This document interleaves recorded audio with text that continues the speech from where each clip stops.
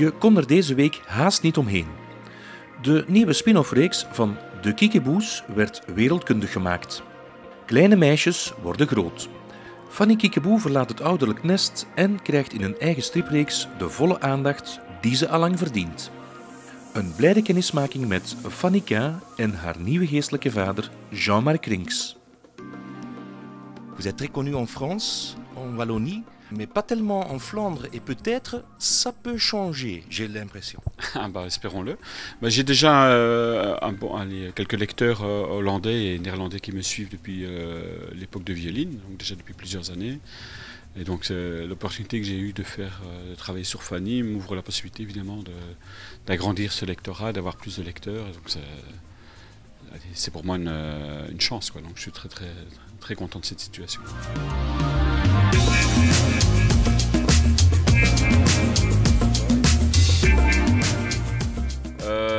Mon album Wow venait de sortir chez Strip 2000, donc traduit depuis les éditions Paquet. Et l'accueil avait été très bon par le public néerlandophone et j'avais envie de poursuivre une collaboration avec un éditeur néerlandais. Et j'avais l'intention de contacter le Standard pour leur proposer une collaboration.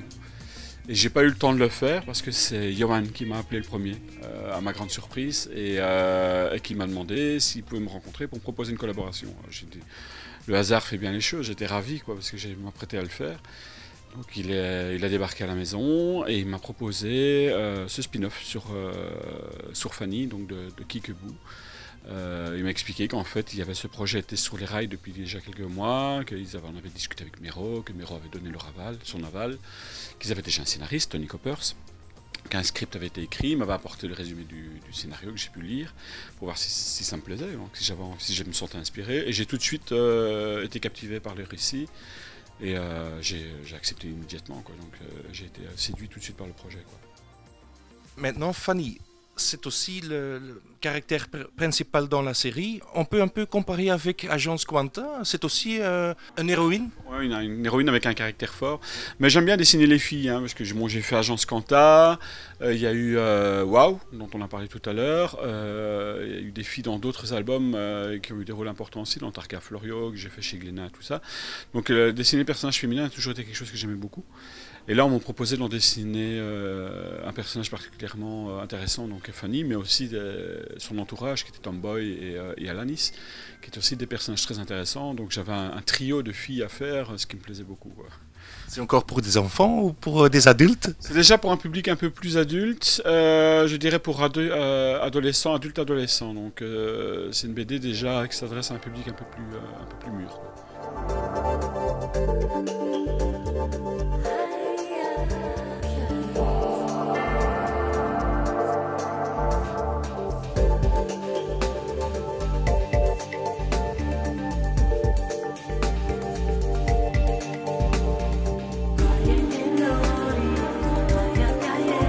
Là, tu vois, je fais du storyboard par exemple, pour la page 37. Donc j'ai la vision dans l'esprit et j'essaie maintenant de traduire ça sur le papier, quoi. Et ça peut encore changer ou oui. Tu restes sur votre première idée souvent? Non, ça évolue. Oui. Parfois encore à la dernière minute, je change un élément. Parce que j'ai pour principe, quand j'ai un doute sur un dessin, je le laisse poser une nuit. Et je reviens dessus le lendemain. Si le lendemain le doute persiste, c'est que c'est mauvais.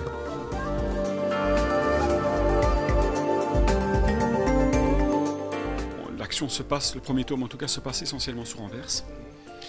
Et je voulais donc redessiner la ville aussi fidèle que possible. Et on y voit un tas de monuments très très connus d'Anvers. Et Johan a eu la gentillesse de m'accompagner dans sa ville pendant toute une journée. Et on a fait un reportage photo ensemble. Et donc il m'a fait visiter la ville, m'a fait passer par les endroits les plus emblématiques, les plus insolites. Et qui pouvaient être inspirants pour le récit.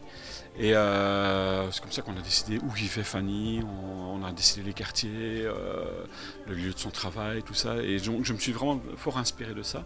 Et ce qu'il y a de particulier dans ce récit, dans cet album-ci, c'est que tout l'album, l'entièreté de l'album, se passe sous la pluie. C'est-à-dire qu'une tempête arrive dès les premières cases de l'histoire. Et c'est un symbole, c'est-à-dire que par là je veux faire comprendre que une tempête entre dans la vie de Fanny. Donc Fanny, l'histoire de Fanny commence sur un événement heureux, donc je ne vais pas dévoiler, mais on verra, sur quelque chose de joyeux, mais ça va très très vite tourner au cauchemar. Quoi. La tempête va entrer, elle va tout balayer, elle va mettre le chaos dans sa vie et dans son entourage. Quoi.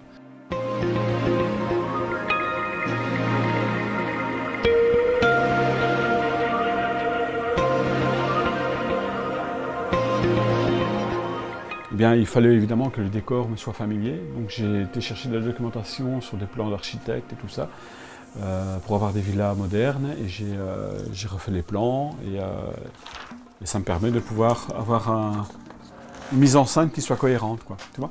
Ici, par exemple, vous avez, ça c'est les storyboards, tu vois, ça c'est les différentes étapes. Il y a d'abord ça, qui devient ensuite ça, et qui après passe en ancrage. Bon, cette planche-là, elle n'est pas encore ancrée. Les indications des bulbes, ils sont mis en rouge Oui. et ils ne sont pas repris en encre. Non, parce qu'en fait c'était une demande de l'éditeur. C'est la première fois que je fais ça. Habituellement, je dessine mes phylactères, donc les bulles, moi-même sur les planches. Mais Johan De Smet, l'éditeur, m'a demandé de ne pas le faire pour cet album-ci. Pourquoi? Pas parce que le standard veut pouvoir utiliser des images indépendamment et ne pas être gêné par des phylactères qui vont parasiter l'image. Donc ça leur permet d'avoir une image complète, un décor complet. Mais pour pouvoir quand même avoir une mise en scène qui fonctionne bien, j'ai fait les indications sur les crayonnés et l'éditeur se sert de ça comme gabarit pour après indiquer les bulles sur les planches définitives. L'emplacement des bulbes, c'est très important oui, dans la oui. composition. Oui, ça fait partie.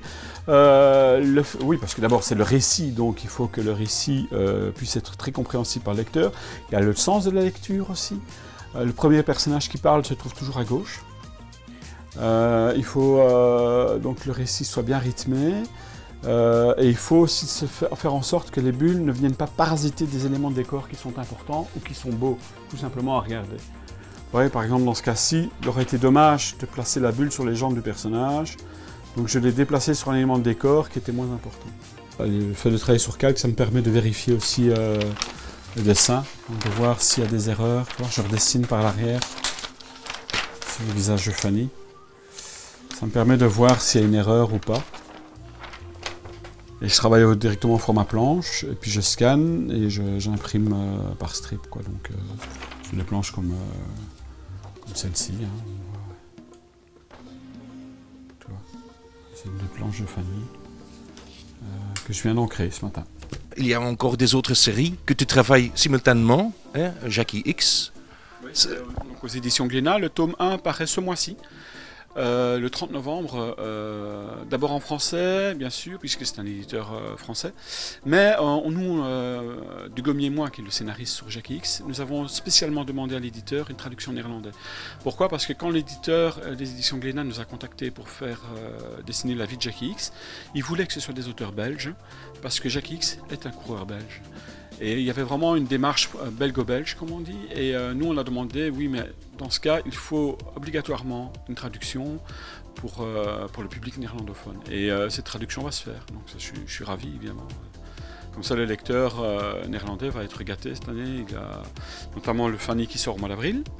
Il y a le Jackie X qui va paraître aussi en néerlandais, et le tome 2 de Sliert aux éditions Arcadia. Vous êtes vraiment débordé de boulot. Mais je suis un boulimique de travail. Moi, si je ne travaille pas, je m'ennuie. Donc je m'ennuie très très vite. J'ai besoin de bosser tout le temps. C'est maladif chez moi. Je tenais surtout à remercier Mero de la confiance qu'il me fait. Et Tony aussi de m'avoir confié son script. Parce que bon, comme tu l'as fait remarquer, je ne suis pas un auteur encore très connu en Flandre. Donc l'éditeur a pris un risque. J'apprécie le risque qu'il a pris et surtout le soutien qu'ils m'ont apporté, quoi. Parce que je veux dire que Johan De Smet, l'éditeur, est vraiment formidable. D'ailleurs, je souhaite à tous les auteurs d'avoir un éditeur comme lui parce que franchement c'est rare. J'étais très très stressé, j'en avais parlé avec Mero, avec qui ça se passe très très bien aussi. Je le remercie de la confiance qu'il m'a fait, parce que c'est toujours un peu stressant pour un auteur de confier son personnage à quelqu'un d'autre. Est-ce que j'aurais pu le massacrer? Apparemment il est content, donc moi je suis content aussi. Et allez, donc je le remercie. Mais oui, il y avait un gros stress parce que j'en parlais encore avec mon éditeur. J'avais très peur de la façon dont les gens allaient réagir. Ouais. Mais apparemment, au vu de ce qui s'est passé hier sur le net, puisque c'était une grosse journée hier, l'annonce a été officielle, j'avais peur de ce qui allait se passer, mais j'ai été très agréablement surpris. J'ai été inondé de félicitations, donc je souffle un peu, quoi. Je suis content. On parle déjà ouvertement d'une suite. Donc Tony a déjà des pistes plus que sérieuses, donc il n'y a pas de souci. Les lecteurs ne doivent pas s'inquiéter, on a de quoi travailler.